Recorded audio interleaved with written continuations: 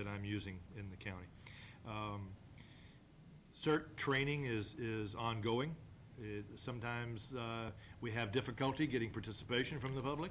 We put out the word that we're going to be doing Cert training. It's a 20-hour course. It's a weekend course, or it could be evenings after work, and so the commitment to that level is often difficult to get. It seems like when we have a disaster right afterward, we do have a rush of Cert training people, or people interested in Cert training, and we do provide that. We've also provided a large animal rescue training through the Cert program, and that Cert program is being funded through our Weapons of Mass Destruction grant called the Gang of Five, and every year that grant has provisions in it to provide funding for Cert training and any other type of volunteer work and that we deem necessary. Tom?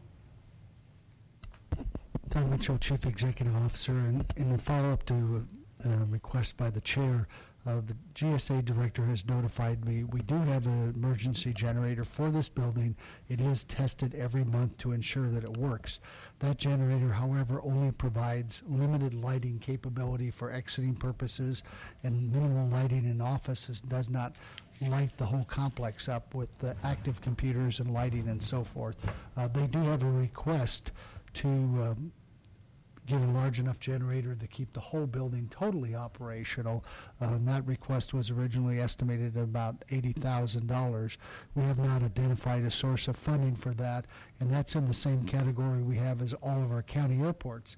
And our county airports do not have emergency generators and what I call the cutover switch, so that they can function at night in the event of a major electrical emergency too. So we have a number of items on our list for emergency generators that we're looking for sources of funding for. Maybe we could look for the sheriff to come up with a generator. I would, yes, I'd like to ask a question, because on the CNBC news story they talked about 2 very large generators. I don't know if when the federal government or your office went in, I mean, what happens with those generators? That's a very good question, Supervisor Brown, and let me assure you that if it was legal for us to use the generators for government, generators that have been seized in asset seizures, illegal growing operations, we wouldn't have had to purchase one for our jail last month. But the laws very strictly prohibit government from using the assets in the assets in the way that we get them, the vehicles and generators and so forth,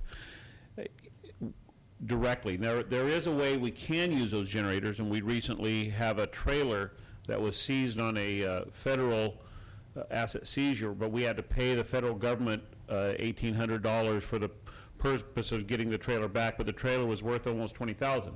So there is a way to take care of that, but don't consider it as free assets that we would be able to utilize, because as your sheriff, I'm not going to allow you to go to a federal prison, and I'd like to keep myself out of it as well.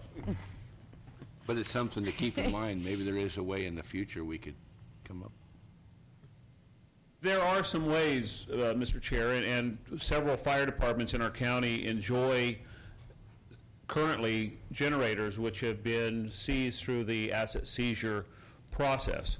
So I'm not saying we cannot do it, but I'm saying don't think of it as just a free gratis asset that we can use. It still has to go through the legal process, and once the legal process is over, the paperwork exchanges and the money exchanges, and then we can utilize it. So I'd be more than willing to sit down with your CEO or with you and explain the process further. I just don't want to venture into waters where other people have ventured and they've had their asset seizures cut off from the federal and state governments. Thank you.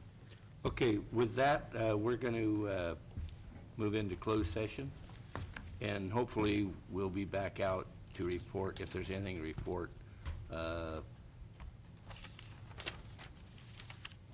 Hopefully sometime between 12 and 12:30, maybe sooner. Supervisor McCallum. Thank you, Mr. Chair. I had raised an issue earlier, and I'm advised by the county council that that is an item that'll be part of our closed session discussion. And also, I would like to, we received a memo recently regarding security measures that are proposed for the building, and we were asked to respond if we had any questions or concerns about that. And I think the appropriate way to handle that would be to have that appear at least on our consent calendar. So I would request that the subject to that memo be converted to an agenda item, at least on the consent calendar. Thank you. So noted. Okay, we'll go immediately into closed session.